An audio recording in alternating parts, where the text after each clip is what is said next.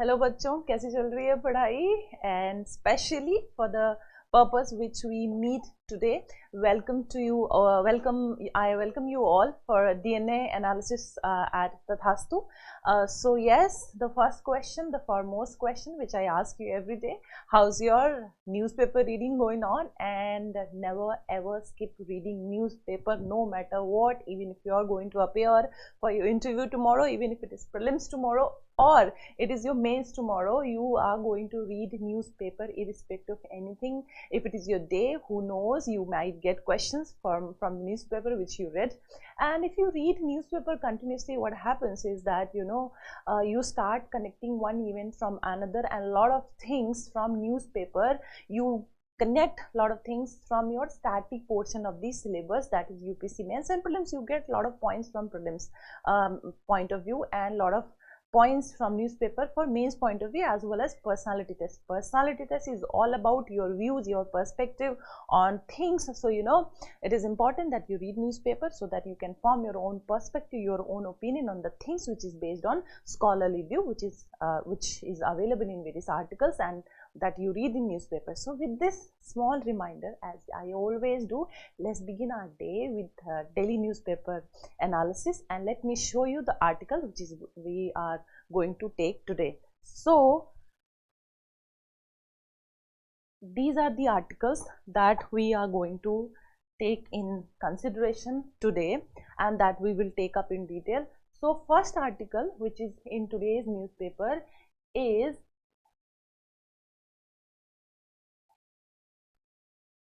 Tamil Nadu government asks Supreme Court if ED has power to probe any offence in the country. Look, if you remember our previous session of newspaper, you might have we did discuss a lot about Enforcement Directorate, its mandate, its the powers and the responsibility, whether it can take the cases suo motu, what was the context of Tamil Nadu state government vis-a-vis this central agency, what is the issue which has been raised about Enforcement Directorate's working, why there are a lot of criticism about the functions and activities which has been taken by ED. All these things we did discuss in detail, and also we took some previous year question, some practice question as well. Let me show you that question. If it is, I'll show you. You see, in this, let's see. So this was the article that day. Let me show you the article. This was the discussion of newspaper which we did on 24th, and it was about Supreme Court questions Tamil Nadu government's intervention in Madras High Court against ED's mining case. So in this we did discuss what was the context, all right, and then we did these extra readings like what is Enforcement Directorate. You can see comparison of powers of ED and CBI, NIA. We did the various and then also we took a reference of PMLA, Prevention of Money Laundering Act, and that Central Vigilance Commission. What is the mandate of National Investigation Agency? What is the mandate of CBI versus ED and versus NIA? We did discuss in very detail all these issues, and we also discuss ED's jurisdiction, you can see. And this is nothing but the discussion which we did on 24th already. So if you have watched 24th ka discussion, you can correlate today's article, the very first article which we are going to take. So as we have already done everything related to ED, and also we did some criticism about ED which is in news lately, you can see on the screen, and this is nothing but discussion of that we did on 24th February newspaper discussion. You can see. Then we also saw what are the reforms needed in EDs, etc., which has to be brought. So this I wanted to remind that we already have done this ED functioning and the context and the mandate, everything. So today there is nothing much to be read, but if you have done 24th newspaper discussion well, you can very attempt question related to ED. Second article that we are going to take is Modi to inaugurate 3 ISRO facilities today, and in this we will find out some pretty pointers and through that PT pointer we'll see what is the probable question which can be asked, and that is related to science and tech. All right, and that we also will look at one of the key terms that has been used in this. And this third article, everything in the garden of election is not lovely.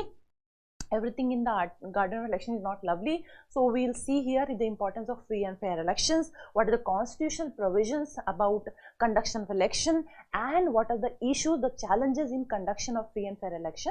And then we'll see some way forward and solutions, as we always see, because as a UPSC aspirant you do not only need to know the challenges, but you should be also in a situation to suggest way forward and solutions as well. Solution oriented should be the approach. And then fourth article, an expansive land management policy is overdue. An expansive land management policy is overdue. In this we will see some facts, some data, and also UNTAD, that is related to land degradation, etc., and how this land degradation is causing loss to economy, to society, to the country, and also to the environment. So that is the crux of this article that we will look at. What is Bitcoin halving? What is Bitcoin halving? So we will look at what is this term means, Bitcoin halving. That is for your prelims point of view. So, and this article was also for prelims point of view. This was for mains, important for mains. And then last article, India specific AI model to gestation age. So we'll look at one of the AI that is helping to know the gestation age. All right, so let's look at the articles in detail one by one. First news piece, look at this. Tamil Nadu government asked Supreme Court if ED has power to probe any offence in the country. So please go back to the discussion of 24th February. If you have not watched that session, please do watch. You can understand this article completely. That is in continuation of what we have already discussed in all dimensional manner. We did discuss. We are not going to take it today. There is nothing new in this article. Please go back to 24th DNA and do cover this part. And then let's move to second article, that is Modi to inaugurate 3 ISRO facilities today. In this, read 3-4 lines. Vikram Sarabhai Space Center. So where is Vikram Sarabhai Space Center? You should know for prelims perspective. Then Satish Dhawan Space Center, Sriharikota. That is important for you to note down. In semi-cryogenic integrated engine and stage test facility. So SIET, what is SIET? That is important for you to know. And then last paragraph, you see, SIET will give the ISRO the capability to test the SCE 2000 semi-cryogenic engine, and which uses refined kerosene. So what is this semi-cryogenic engine? What is this fuel that is refined kerosene named ISROcene? So now for prelims, very important term, ISROcene, that we will look at, and liquid oxygen as propellants and the rocket stage. So this article is very much important for you for prelims perspective. Let's look at first some of the extra content, and then we will deal with some questions. Look at this. Recently, the heaviest semi-cryogenic propellant tank SC, heaviest semi-cryogenic propellant tank SC120 LOX ever fabricated by Hindustan Aeronautical Limited has been delivered to ISRO. Statements, and then because let's not see at this statements etc. that I have picked up from the answer itself. Just read the content, okay? Read the content, skip this. ISRO has successfully developed ISROcene, that we did see from the news, which is a rocket grade version of kerosene. What ISROcene is? It is a rocket grade version of kerosene as an alternative to conventional hydrazine rocket fuel. So it is an alternative to conventional hydrazine rocket fuel. All right, and then next, look at this statement. ISROcene is a far greener fuel than unsymmetrical dimethyl hydrazine. So what is its importance? It's greener. It is far more greener than dimethyl hydrazine fuel. Okay, that was UDMH, that is currently used in Indian rockets, which is also highly toxic and carcinogenic. carcinogenic. So hydrogen is also less greener. It is also toxic and carcinogenic. Next, UDMH is a colorless liquid. You have to know a little bit about UDMH. It is colorless liquid with a sharp, fishy, ammonia-like smell typical for organic amines. In concentration between 2.5% to 95% in the air, its vapors are flammable. So it is flammable. So we are looking at now quality of UDMH. Alright. It is not sensitive to shock. It is stable and can be kept loaded in the rocket fuel system for long periods, which makes it appealing for use in many liquid rocket engines. Despite its cost, the cost is high. According to scientific data, use of UDMH in rockets at Baikonur Cosmodrome has had adverse effects on the environment and local pollution. That is why, because of these negative aspects of UDMH, we needed an alternative fuel. That is why we developed ISRO-CN, and we saw that ISRO-CN is a greener alternative as well, less inflammable, and it is symmetrical and has many environmental advantages. So that is it about ISRO-CN. Let's look at the question on ISRO-CN, which can be a probable area to be asked. With reference to semi-cryogenic engine, consider the following statements.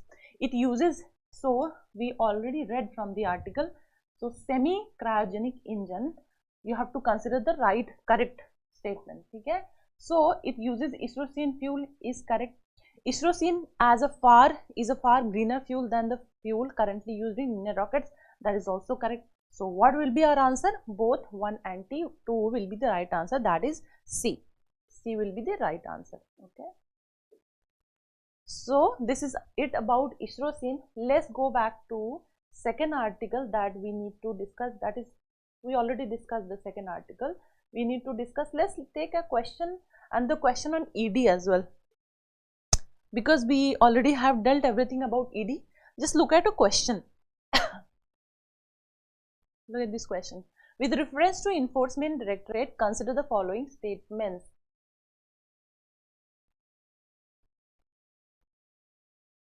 You have to consider the following statement and you have to find out which statements are correct about ED. So it is mandated with the task of enforcing the provisions of Foreign Exchange Management Act and Prevention of Money Laundering Act. So FEMA and PMLA. That is correct. We have already discussed about it. This is correct. It is a statutory body. No, it is a non-statutory body. Second statement is wrong. Like CBI, Enforcement Directorate can also register a case on its own. We have already dealt that ED cannot take cases suo moto. Suo motu ED cases नहीं ले सकता. इसके लिए जो local police है या CBI है, that has to file a case. Alright. So third statement is also wrong. So because we are is asking for correct, one only is correct. Option A is the right answer. So for the question, right answer is A, that is one only. 2 and 3 statements are wrong. So this is one of the question I wanted you to have a discussion on. Let's see the third article on editorial page that is in relevance for us from today's newspaper. Everything in the garden of elections is not lovely. So this article talks about importance of free and fair election in a democracy, and it has mentioned some of the judgments which is related to ensure free and fair elections in the country, and there are some facts and some data which has been mentioned, and why the article is about, what is the context of the article, because recently in mayoral election of Chandigarh there has been seen some unfair practices related to conduction of the election.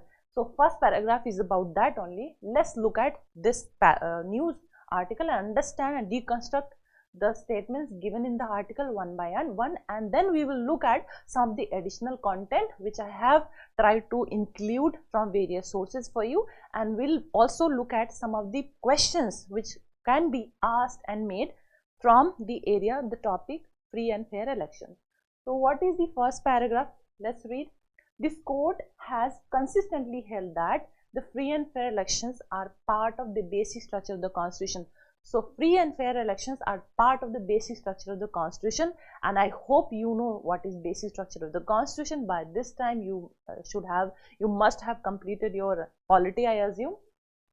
Elections at the local participatory level act as microcosm of the largest democratic structure in the country. India is considered to be the largest democracy in the world, and the election at the grassroots level, that is panchayats and the municipalities, is considered to be the most important to keep the democracy of the biggest country which is practicing democracy intact.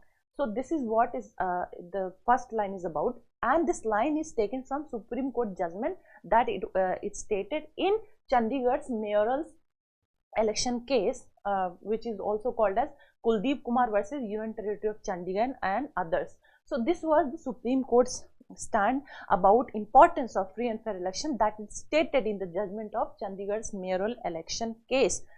And then it is very recent case, that's why this become quite relevant for us for a discussion. Pronounced on February 20th, 2024. So recent, just almost 7 days back. All right, let's look at this line about Chandigarh's. What is the case? What is all about the Chandigarh case, the mayoral election? Chandigarh episode is seemingly an isolated incident where returning officer, a person, so क्या है जो returning officer था, the one who is posted, it represented, it was working in the interest of the ruling party, and then affiliation marked and detached 8 valid ballots, and that had been polled in favor of Aam Aadmi Party and Congress alliance. So Aam Aadmi Party and Congress came together and formed an alliance, and if these 8 votes casted were not tampered with, Aam Aadmi Party and Congress would have come to the power. And अगर आपने वो reel देखी होगी, वो short देखे होंगे, तो even the returning officer is looking at the camera and भूल गया होगा कि कैमरा लगा हुआ है एंड कैप्चर हो रहा है, and that it got into the public domain also. So अगर इस तरीके की practices is being seen at the grass root level at the elections of mayoral and the panchayat, तो how the public will have confidence that its votes are going for the right political party, for the right candidate, if that faith in election process in the people is eroded? Imagine what destruction or what negative impact it might have on the people's choice of selecting a candidate of their own choice, which they think can bring positive changes for their interest. So this is kind of erosion of the faith of citizens who come to vote. So this has been mentioned in this. So the court was convinced, pursuing first-hand evidence, that the returning officer has subverted the electoral process. Next line read, the court has made a significant observation in this context. I'll read this line. We are of the considered view that in such a case, this court is duty bound, particularly in the context of its jurisdiction under Article 142. So please do refer to Article 142 and find out what has been the powers mentioned in Article 142, because of which the court derives its power to intervene in such manners to ensure free and fair elections. So for us, for prelims point of view, Article 142 becomes very important. Please read through your bare act about it, right? Then to do complete justice, to ensure that process of electoral democracy is not allowed to be thwarted by such subterfuge, like enlightened citizens. The Lord of the top court, with their incisive intellect, could fathom the depth of degeneration that has taken place in the system. So the writer is saying that the system had degenerated, court had to intervene to ensure the faith in the democracy, and which is based on free and fair election. Read this article. So we understood the case, the context in which the Chandigarh's mayoral case was taken up, and what Supreme Court said, what is the context because of which Supreme Court had to intervene, and under which article, that is Article 142. Now look at what Supreme Court did to restore the sanctity of the system. A constitutional body such as the Election Commission of India has been tasked with conducting elections to law-making bodies such as state legislature and the parliament. So Election Commission is mandated, is tasked to conduct elections to law-making bodies, state legislature and parliament with free and fair practices. The two principal laws relating to elections. Now Representation of People Act 1950 and Representation of People Act 1951 becomes very important for you. You have to see all the provisions in Representation of People Act of 1950 and 1951. Please do refer this from your constitutional or polity book, whatever you're referring, D.D. Basu or Lakshmikant, any one of these. Please read in detail about RPA Act 1950 and 51 and the following subsequent amendments made to these acts as well to bring much more effective free and fair election practices. Okay. Next, read the further contain a complete code on elections in India. So 1950-51 RPA Act contains a complete model code of conduct about the free and fair election conduction. The constitution and the laws repose confidence in the men who operate the system. So it says that a constitution is there, laws are there to ensure faith and conduction of free and fair election. Then further, but in an atmosphere of degeneration of institutions. So constitution and the laws puts institutions to conduct free and fair elections, such as Election Commission of India, alright, state election commissions, and then there are laws regulating the conduction of free and fair election. But it says that in present scenario, what is happening is the institutions' credibility is under questions. What institutions? Let's see. So now it is talking about atmosphere of degeneration of the institutions. It is idle to pretend that everything in the garden is lovely. Judicial intervention to restore the sanctity of the system as well as to punish the subverters of the system can go a long way in shoring up public morale. So it's saying that there is an atmosphere, presumably there is an atmosphere where there is question on the sanctity of the institutions which are supposed to conduct free and fair election and instill faith in the public who are going to vote, but saying that there is degeneration of the institutions. So who? It is the judiciary which is trying to ensure the sanctity of the free and the process of free and fair elections. So that is why the court has to intervene. It is just saying that. Then this is why the Indian public has widely welcomed the two judgments. So to restore the faith of the people or the citizens, the voters, the Supreme Court or the courts has entered into the domain, and it is trying to ensure that the faith remains intact, and that is why the public has welcomed the two judgments of the court, and that is what it is. The Supreme Court on electoral bond scheme, that we saw that electoral bond scheme has been struck down with the court, and the mayoral elections in the Chandigarh has also been pronounced as null and void. So this is the one of the cases which has been mentioned. And then if you see further, the first case which we saw with respect to free and fair election was Chandigarh's mayoral case. The court statement is given. Please read it carefully, which can be of good use. And the second case which has been mentioned here, please look at the article. The court in Ziauddin Burhanuddin Bukhari versus Brijmohan Ramdas Mehra and ORS 1975 put the issue of religious appeal in the election in perspective. So it said that the political parties should not appeal to the voters in name of religion. This is completely violative of free and fair election process.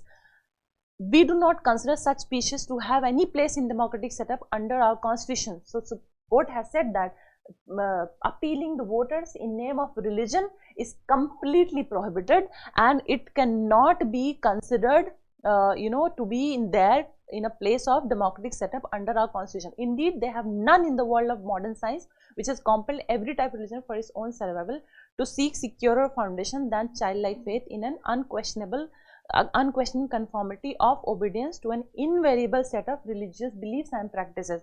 I mean, in short, it's just saying that the public, the voters, should not be appealed by the political parties in name of religion and faith. But in this article, the writer is trying to say that atmosphere is such that religion is being used to mobilize the votes, and it might create a situation of society or the polity leading towards theocracy, a state based on certain religion. So this is what is there, it has mentioned. And also there is another case which has been mentioned, Abhiram Singh versus CD Kamachen. So in this in 2017, a 7-judge bench of Supreme Court gave a wider interpretation to the appeal in the name of religion. So you have to know, this point is very important, that you have to, and you can write also, write in the challenges to conduction of free and fair election or the way forward, these judgments you can mention that Supreme Court has taken such stance. Let's look at what is the stance which has been taken in the judgment. Gave a wider interpretation to the appeal in the name of religion and held that such an appeal would include even the religion of voters and not merely that of vote seeker. Alright, not just the religion of voters but the vote seekers. This means that no appeal whatsoever, this line is important, no appeal whatsoever in the name of religion of the candidate or voters is permissible. So this is the final stance which you have to, stance of the judiciary which you have to remember, and you can very well write in your answers. Political parties would do well to read carefully these judgments before they set out to bombard the voters with their sectarian appeals. So these are some of the cases I wanted to note down. There is a PT pointer. Please look at this PT pointer. It is true that mayoral elections or elections to corporations are not governed by Representation of People Act. Please do remember that elections to the corporations and elections to the mayoral elections are not governed by Representation of People Act. Please note it down. This is important for you for prelims. It might be given in a statement, but the corporations regulations which govern such elections also have the same principle to ensure free and fair elections, which is a part of basic structure of the constitution. So this is a PT pointer. Please note it down, which I wanted to highlight for you. And as always, we understand that whenever there are challenges, there is some context mentioned. There is always mention of some of the way forward, and that you can also look from the article. Read the last paragraph. It is not a happy though a thought that after 75 years of India's experiment with electoral democracy, Indian citizens are witness to attempts to subvert the election process. They should cross their fingers and hope that it does not happen in the future. So you can mention such way forward. Let's look at a question. Some of the questions, please look at and try to understand that these kind of questions can be asked from this particular topic. What is the importance of free and fair elections in a democracy?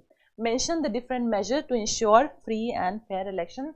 So here importance of free and fair elections has been asked, and what measures can be taken to ensure free and fair election. One type of question can be this. Second type of question is discuss the significance and contemporary relevance of Representation of People Act RPA 1951 in the Indian electoral system. So as I said, please read RPA Act 1950, 1951 and then subsequent amendments to it.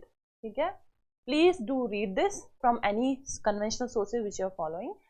Analyze its various amendments and their impact on the conduct of free and fair elections. So what is important for us that you need to look at is what is free and fair election.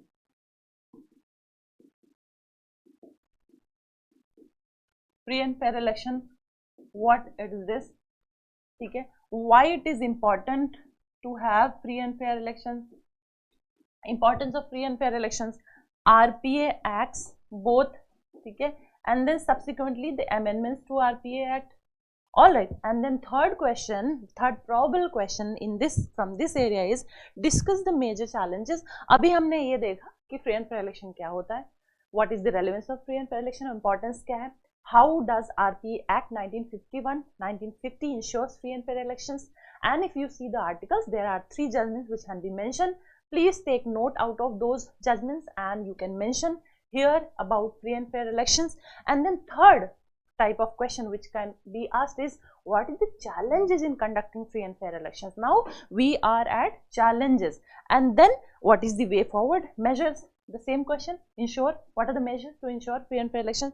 So these are the some of the questions that can be asked from you. Now let's see third question and deal with it. Okay? if let's say this question you're going to attempt 150 words, 10 marker. So in introduction, what you can write is approach. Let's look at the approach of the third question, which was the challenges to free and fair elections and what are the measures which can be taken to ensure free and fair election. Let's say you have to write this question in 150 words. So how will you approach it? Let me tell you the approach. In introduction, you can write about constitutional provisions for conduction of free, or let's say elections, for conduction of elections. And then this is in the introduction you can write the constitutional provisions, and then in main body start writing the challenges one by one. Okay? And then in way forward you can mention some of the judgments that we read. Alright, and you can mention a few of the points and then some of the judgments supporting your arguments which we read in the newspaper. And in the conclusion you can also say that the way we read in the articles, you can just summarize in taking some points from that article, and that's how you can conclude by giving some futuristic positive solution. So let's see what are the constitutional provisions in conduction of elections. So there is a reference, you have to give a reference of article 326, then you can give reference to article 243K and 243ZA, article 328 which gives powers to legislature of state to make provisions with respect to elections to legislatures, and then some of the provisions or some of the functions or powers of the election commission that it has been given, the powers are given to Election Commission of India and State Election Commission, because of which it is able to, or if it enforces, it is able to conduct free and fair elections. These are the some of the constitutional provisions and the laws which you need to mention in introduction. And then some of the challenges you can see: distorting informed decision making of the voters, like irrational freebies are given, then lack of independent staff, no statutory backing for enforcing model code of conduct. So you know that you have to know that model code of conduct do not have any statutory backing. Okay? And then booth capturing bhi hota hai. Recently politicization of the social media as well. Our voters choices, voters mindset can be influenced by one tweet or one post by the political parties, and it can do the brainwash. Freebies are given. So impact of social media you can write, booth capturing, and recent case of Chandigarh mayoral elections, that also you can mention. And then political campaigns or social media sometimes spark religious and social tensions, inaccessibility of booth for PWD. So you can also bring mention of PWD, person with disabilities, and their inability to have an access to the booth and go vote as per their choice. So these are some of the challenges. What is the measures? Let's look at the measures. Democratizing the elections, then ensure equal attention is given to minority political campaigns. Election Commission of India can go to great lengths to make sure that one party does not have an undue advantage, and then regulations should also be maintained to ensure checks on use of personal data in the context of election campaign. And then no voter to be left behind, like provisions for PWD, enforcing model code of conduct, Law Commission 255th report on electoral reforms. This is a very important point. Law Commission gave a 255th report on the electoral reforms, like a permanent and independent secretariat for the Electoral Commission of India along the lines of Lok Sabha Rajya Sabha secretariat is recommended in this report, so that can be implemented. Last point, furthermore, state election commissions can also be provided with similar provisions to guarantee their autonomy and fairness. So when you read Election Commission of India, along with that, from your conventional book, be it Lakshmikant or D.D. Basu, you need to read along with Election Commission of India. Please do take a reference of State Election Commission. And you see, State Election Commission do not have that much power, and State Election Commission, as per this recommendation, you can mention they should be given more autonomy and fairness so that they can implement, they can help in implementation of free and fair elections. So this is about the way forward. And next article that is important for us today is an expansive land management policies overdue. In this, there has been given some data highlighting the degradation of land and then what concerns or the problems it has raised, and then some of the solutions which has been mentioned. You have to read it and find out data. Like first paragraph has been given some data like land is central to all human activities, and you can write it in essays as well. Like India has a share of the world land जो है world land है India, so world share of the land is 2.5%, whereas population 16% of the world. So 2.5% of the total land area India constitutes, but population is 17% of the total population of the world. So these are the some of the data. Look at this. It provides, so land, what is the significance of land? It provides ecological, economic, social and cultural services. This is one point. Next, read about this. Globally, the annual loss of ecosystem services due to land degradation. So if I give you a question like, what is land degradation?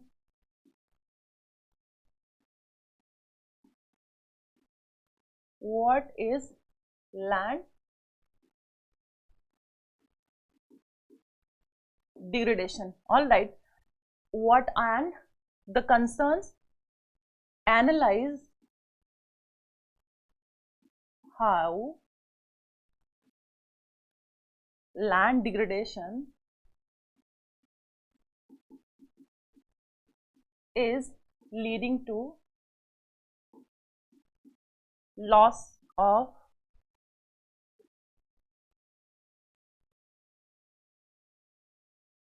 ecosystem services. All right. So this could be a question. So from this article, let's say I give you a question, what do we understand by land degradation? Analyze how land degradation is leading to loss of ecosystem services.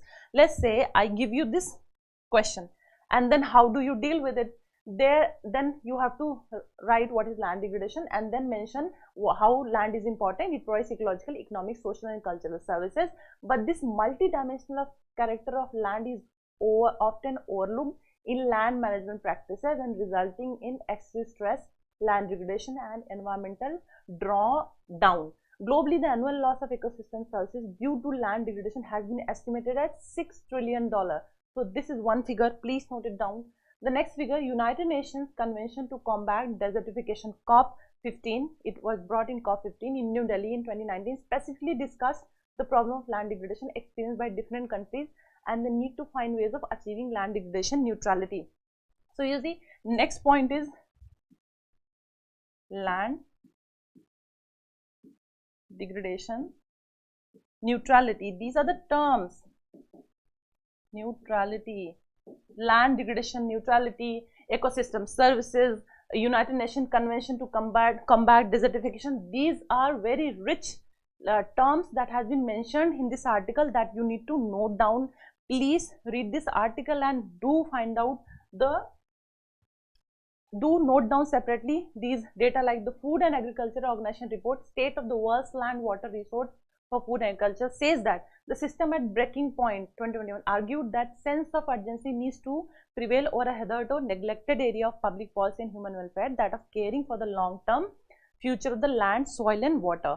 Then about some of the facts and data like which I mentioned, India with only 2.4% of the world's geographical area and more than 17% of the total world population experiences several land management and challenges. So arable land in India is around 55%, geographical area and forest cover accounts for another 22%, the rest is desert, mountains, etc. Around 30% of total geographical area is degraded land. So this fact and data, okay, facts is important for you to write down in essay, to write down in paper 1, paper 3 as well, disaster management. These are the things you can note down and mention that what is the geographical extent, what is the population, what is the land share of the world, and then desert mountains, what is the total geographical area under what category. So these are the things, these are some of the facts I wanted you to note down and understand the significance of this article accordingly. In the next paragraph, there are the problems mentioned. Please read this. This is resulting in more competition among farmers and between agriculture and other land resource based sectors. So it's saying that the article is making a point that what is land degradation, what are certain data which is showing that there is a land degradation, what are the problems arising out of land degradation, and in particular please refer this point, and these are the problems which has been mentioned which are arising due to land degradation. And then next about is given solution also. One of the PT pointers that is there, please note this PT pointer, land management falls under purview of the state government. So the management of the land or the land management is under which agency? It is under state government. So this is a PT pointer, you have to focus. Okay? And then it has been given some solution. So when there are problems mentioned by the writer, there are solutions also mentioned. So do note down the solutions from here. A critical mechanism to achieve sectoral integration and addressing these challenges, it is imperative to set up a multi-stakeholder platform. So what has to be there? Multi-sectoral platform. The sub-district levels to bring together farmers, other land managers, policy makers, civil society organizations, business leaders and investors under a common platform. So there has to be multi-sectoral solution where different stakeholders has to come together to bring solution, and these are the stakeholders. And please do refer to Article 243ZD. One of the Constitution provides for District Planning Committee to consolidate plans from panchayat and municipalities. So this is the solution that has been forwarded and that you need to read. And then there is some institutional support solution that has been mentioned. You can have a reference from this. And last line, look at this, way forward. Perhaps India's parliamentarians can initiate deliberations on the emerging challenges of integrated land management practices and help devise appropriate policies for long-term sustainability by involving all actors across the SAIL, both horizontal and vertical. So in this article there was a problem, and what was the problem? Land degradation issue. Okay, land is degrading. Why land is important? That we saw. Then we saw various facts which highlights the importance of land and land degradation. And then we saw some of the problems and some of the concerns arising out of land degradation. And then there was a paragraph about the solution which can be there. And as a beautiful article should be, there has to be a way forward. When you have highlighted challenges, when you have highlighted problems, you also need to give way forward. So last paragraph is about way forward. That is how you also learn to write a question and answer. That is what kind of approach you should develop in you while you write an answer of such kind of issue. All right. So this was the editorial, and now we go to the second last, Bitcoin halving. So this is important for PT pointer. Just one paragraph that I need you to focus here. What is Bitcoin halving? Bitcoin halving refers to the 50% reduction in the rewards paid to Bitcoin miners who successfully process other people's cryptocurrency transactions so that they can be added to the public digital ledger known as the blockchain. So this is blockchain halving, Bitcoin halving. That is important for prelims, I guess. That I wanted to note. That's why I showed you this article and nothing more about this. Last article, which just one PT pointer that is for you as a use, is Garbhini GA2. So they might give you a statement. What is Garbhini GA2 in news recently? It is an AI, India specific AI model to find gestational age developed. All right. So the line, read this line. India specific artificial intelligence model to precisely determine the gestational age of a fetus in the second and third trimester of the pregnancy. So for you, the important term is Garbhini GA2. It is an AI. So this is all about today's newspaper. we have dealt everything which is required to be read from today's newspaper. So if you read today's newspaper well, you can complete in 40-45 minutes, not more than that. We have tried to bring in a lot of extra information from here and there, and that is why, and it is a discussion, that's why it took long. If you're reading newspaper regularly, today's newspaper you can complete in not more than 40-45 minutes. So keep reading newspaper, and that is all for today. I wish you all the best. Tathastu.